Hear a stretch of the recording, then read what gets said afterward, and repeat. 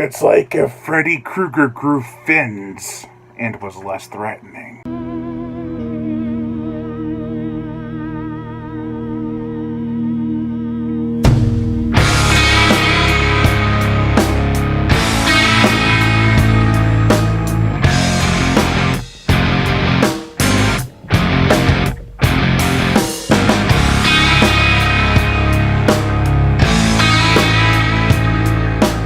Nightmare Shark.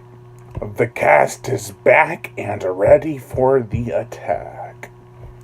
Like my fan poster says. The plot. 3 couples and a doctor are staying at a cabin in the middle of nowhere to conduct an experiment involving each other's own shark attack experiences in the past. They are all seemingly tied together by a single shark that haunts their dreams. However, the man of medicine doesn't seem to want what's best for the bunch. Things are definitely getting fishy.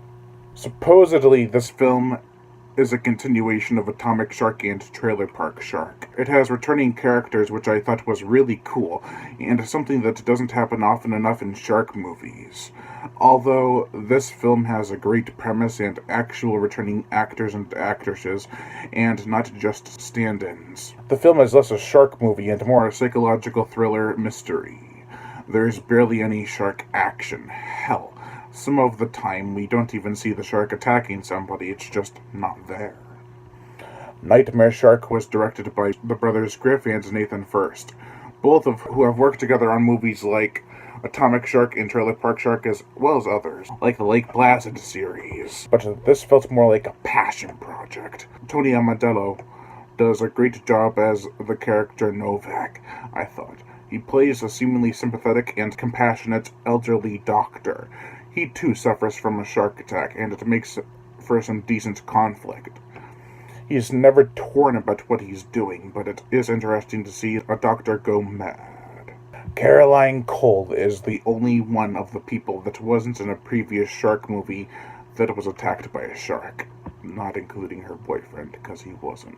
Her character does get some flashbacks, but other than that, there isn't much. I can see why this is more of her story, mainly because the other characters already got their own movies. Either that or Sci-Fi didn't want to pay for stock footage.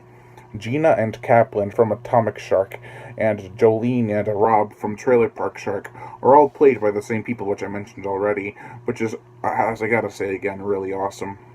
Gina, played by the beautiful Raquel Brooke Smith, I felt was the stronger character. She was the same way in Atomic Shark. She was quick thinking and knew what she had to do in certain situations. Unlike Rob, played by Thomas Ian Nicholas, who actually came across as kind of a douche. I guess it can be attributed to the previous events, but I was hoping his character would have an arc. No such realization happens, though.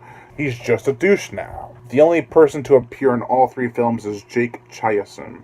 He's a younger actor and definitely has a talent to look out for. With the characters in place, I was expecting tons of shark carnage. However, what we got was a bit more like a nightmare. The gore, the effects, there's barely any blood in this movie, let alone gore. It is obvious this was a film that was brainstorming for a while, but we definitely deserved better kills. Nightmare Shark could have worked a lot better if the shark was cool.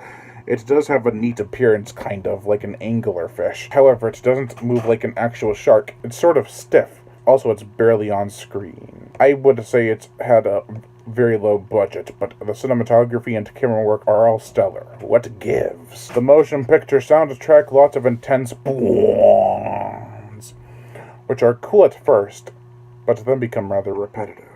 If you were expecting the lunacy of Atomic Shark and Trailer Park Shark, then you'll be sadly disappointed. Nightmare Shark has a very interesting concept, so that should have included some of the characters from Ghost Shark too, because then we'd have a trifecta. And Nightmare Shark also has great characters and acting. However, everything just kind of falls apart.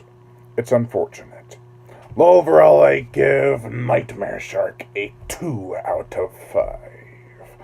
I am Brian Gatto, host of Horror Show Entertainment. Make sure to like my Facebook page in the description below, leave comments, and subscribe.